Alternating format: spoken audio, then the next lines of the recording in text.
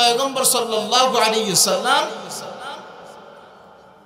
তিনি দুনিয়াতে এখনো আসেনি, তিনার মায়ের পেটে এখনো আছে। তিনার মা হযরত আমেনা মায়ের পেটে আছে। আব্দুল্লাহ দুনিয়া থেকে চলে গেছে, হযরত আমেনার পেটে আল্লাহর পয়গম্বর সাল্লাল্লাহু আলাইহি সাল্লাম চলে আসছে। ও মুসলমান ইমানদার আল্লাহর গোলাম, একটু চিন্তা করে দেখেন কোন নবীর উম্মত আমরা।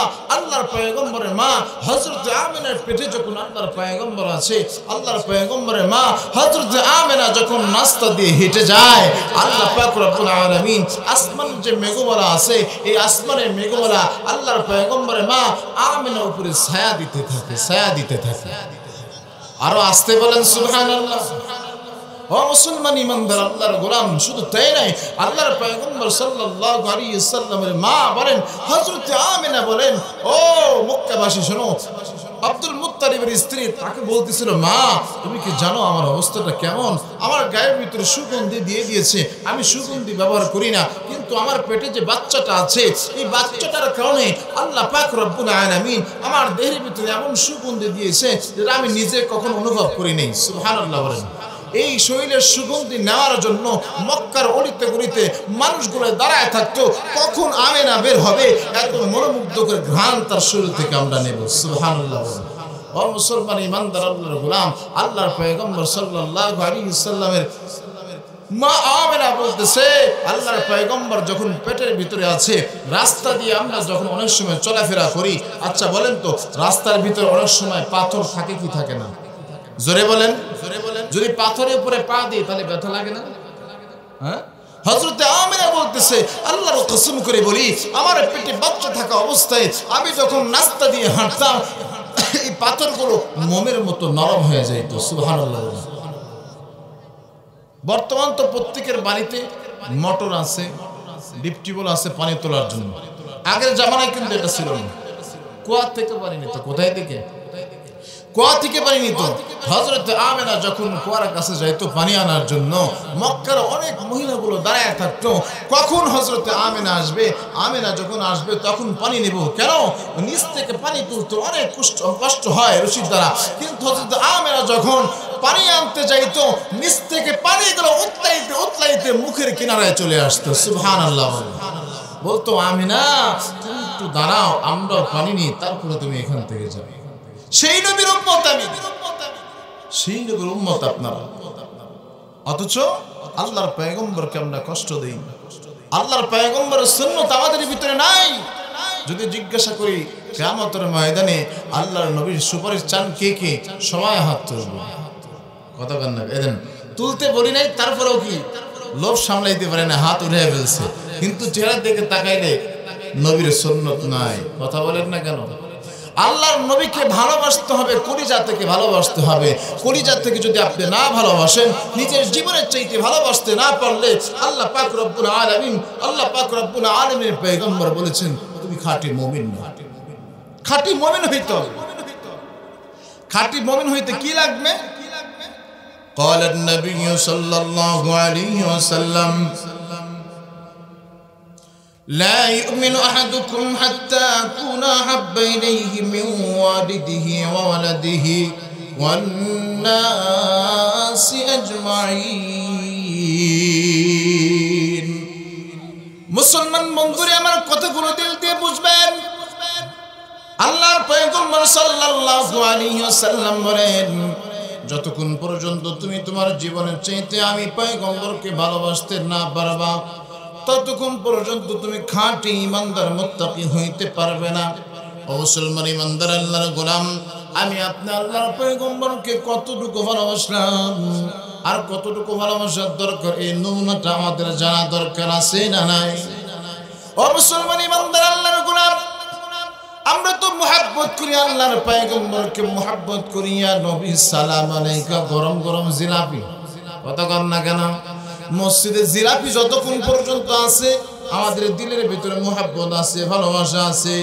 এই মুহাব্বত, এই ভালোবাসা, এই জিলাপির মুহাব্বত দিয়ে আল্লাহর পয়গম্বরের সুপারিশ আশা করা যায় না। ঠিক কিনা বলেন?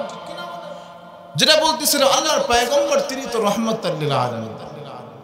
কার জন্য? সকলের জন্য। গোলাম, আজাদ, সকলের জন্য তিনি রহমাতুল লিল আলামিন ওয়া আরসালনাকা ইল্লা রাহমাতাল লিল আলামিন। আল্লাহু আকবার বলেন। বলতেছিলাম নিজের জীবনের চাইতে বেশি মুহাব্বত আল্লাহর পয়গম্বর সাল্লাল্লাহু আলাইহি সাল্লামকে করতে হবে। আল্লাহর পয়গম্বর বলেন, দুনিয়ার ভিতরে যত রাজা বাদশা আছে, আমার একটা আপনা একটা গোলাম, এই গোলামের মূল্য দুনিয়ার সকল রাজা বাদশার চাইতে অনেক বেশি। সুবহানাল্লাহ বলেন। আল্লাহর পয়গম্বরের একজন গোলাম যায়েদ ইবনে হারিসা কেমন মুহাব্বত আল্লাহর পয়গম্বরকে করতেন। ও মুসলমান ইমানদার, আল্লাহর গোলাম কথাগুলো দিল দিয়ে বুঝবেন। আল্লাহর পয়গম্বর সাল্লাল্লাহু আলাইহি সাল্লামের করে দেখে যায়েদ ইবনে হারিসা রাদিয়াল্লাহু তাআলা তার বাবা যায়েদ ইবনে হারিসা তার বাবা তার সন্তানকে নেওয়ার জন্য আসছে। আল্লাহর পয়গম্বর সাল্লাল্লাহু আলাইহি সাল্লামের কাছে আসছে। আল্লাহর পয়গম্বরকে ডাক দিয়ে বলে, পয়গম্বর, আমি আসছি আমার সন্তান যায়েদকে নেওয়ার জন্য, আপনি আমার যায়েদকে দিয়ে দেন। আল্লাহর পয়গম্বর ডাক দিয়ে বলে, যায়েদের বাবা, আপনার সন্তান যায়েদকে তো আমি অনেক আগেই আজাদ করে দিয়েছি। সুবহানাল্লাহ বলেন।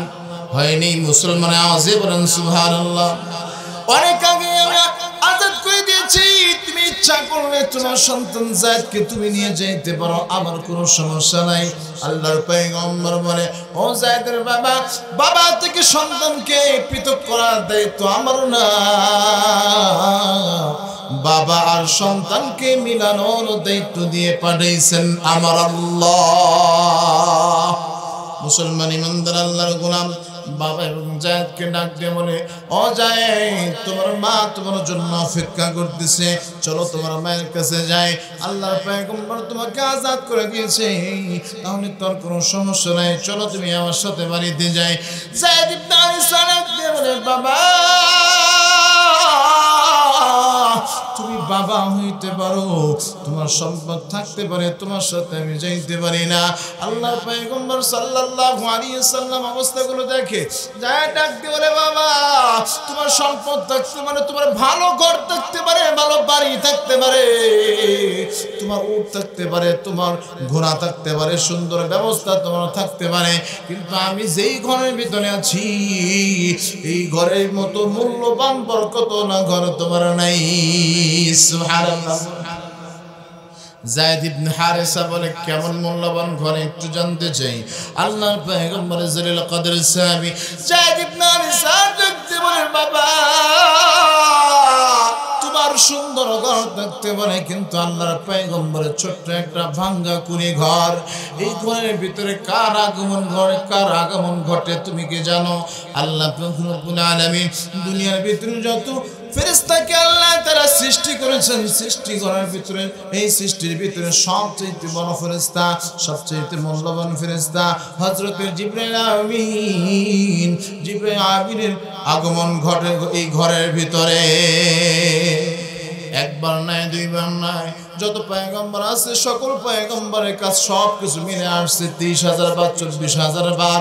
অথচ আমার আপনার পয়গম্বর সাল্লাল্লাহু আলাইহি সাল্লামের কাছে জিবরাইল আমিনের আগমন ঘটেছে 24,000 বার। ও মুসলমান ইমানদার আল্লাহর গোলাম, আল্লাহর পয়গম্বরের মুহাব্বত কেমন ছিল একটু দিলটা নরম করে দেয়।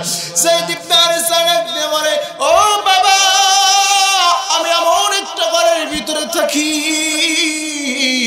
যে ঘরের ছাদ নাই, খেজুরের পাতা দিয়ে ছাদ দেওয়া আছে, বৃষ্টি আসলে পানি পড়ে, কুড়ি একটা ঘরের ভিতরে আমি আছি। ও বাবা, দুনিয়াতে যতগুলো কিতাব আল্লাহ তাআলা নাজিল করেছে, আসমান থেকে 104খানা কিতাব আল্লাহ পাক রব্বুল আলামিন নাজিল করেছে, তার ভিতরে 103টি কিতাব আল্লাহ পাক রব্বুল আলামিন বলেছে কিতাবুল্লাহ। সবগুলো কিতাবের নাম হচ্ছে কিতাবুল্লাহ, আল্লাহ তাআলার লেখা। আর একটা মাত্র কিতাব যেটা কিতাবুল্লাহ না, এটা স্বয়ং আমার আল্লাহর কথা, যার নাম হলো কালামুল্লাহ। সুবহানাল্লাহ বলেন। আল্লাহ পাক রব্বুল আলামিন কালামুল্লাহ নাজিল করেছে।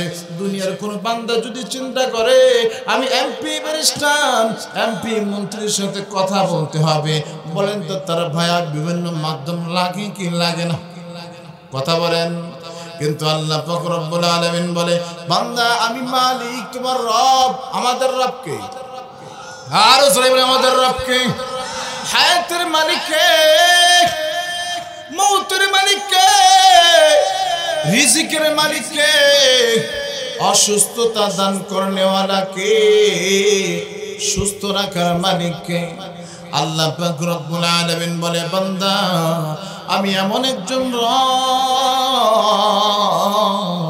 দুনিয়ার কোন বান্দা যদি চিন্তা করে আমি আমার রবের সাথে কথা বলবো, আমার কালামুল্লাহ কোরআন তেলাওয়াত করবে, তো আমি মালিকের সাথে কথা বলা হয়ে যাবে। ও মুসলমান ইমানদার আল্লাহর গোলাম, কথাগুলো দিল দিয়া বুঝেন। যায়েদ ইবনে আরিসা একদিন বলে ও বাবা তুমি আমার বাবা হইতে পারো, তোমার ঘরের ভিতরে আল্লাহর কালামুল্লাহ নাযিল হয় না। আমি যে ভাঙ্গা ঘরের ভিতরে আছি, তিনি রহমাতুল লিল আলামিন 24 ঘন্টায় ঘরের ভিতরে আল্লাহ পাক রব্বুল আলামিন রহমত নাযিল করে। আরো আসতে বলেন, কবরস্থানে যারা শুয়ে আছে শুনে ফেলবে, আসতে বলেন, আরো জোরে বলেন সুবহানাল্লাহ। যায়েদ ইবনে আরিসা ডাকতে বলে বাবা যে ঘরের ভিতরে আমি আছি, ঘরের ভিতরে আল্লাহর রহমত নাজিল হয়, এই ঘরের ভিতরে জিবরাইল আমিনের আগমন ঘটে, এই ঘরের ভিতরে আল্লাহ পাক রব্বুল আলামিনের কালামুল্লাহ কোরআন এই ঘরের ভিতরে নাজিল হয়। এমন মর্যাদা পূর্ণ করে এমন রহমত বরকত ওলা ঘর ছেড়ে আমি যাই তোমার সাথে যাইতে পারি না। আল্লাহু আকবার বলেন। এটা হচ্ছে আল্লাহর পয়গম্বরের মহব্বত ভালোবাসা। বাবাকে ত্যাগ করেছে, মাকে ত্যাগ করেছে। লা ইউমিনু আহাদুকুম হাত্তা আকুন আহাব্বা ইলাইহি মিন ওয়ালিদিহি ওয়া ওয়ালাদিহি ওয়ান নাসি আজমাইন। বিবির বাচ্চা আত্মীয় স্বজন সকল চাইতে মহাব্বত দেখাইছেন। যায়েদ ইবনে আরিসা এমনি তো গোলাম হওয়ার পরও দুনিয়ার রাজা বাদশাহ চাইতে মূল্যবান মূল্যায়িত তো আল্লাহ তাআলার কাছে এমনি হয় নাই, নিজেকে কুরবান করে দিয়েছে আল্লাহর পয়গম্বরের জন্য। আল্লাহ পাক রব্বুল আলামিন দুনিয়া আখিরাতে তার মর্যাদা আল্লাহ বাড়িয়ে দিয়েছে। মুসলমান বন্ধুরে আমার, যেটা আমি বলতেছিলাম আল্লাহর পয়গম্বরের মহব্বত দিলে থাকতে হবে, আল্লাহর পয়গম্বরের সম্মান এটা মাথায় থাকতে হবে, আমল করতে হবে। নিজের জীবন চলে যাবে, গায়ের তাজা রক্ত দিয়ে দিতে হবে, তারপরে আল্লাহর পয়গম্বরের চরিত্রের উপরে কালেমা লোপন করতে দেওয়া যাবে না। ঠিক কিনা বলেন?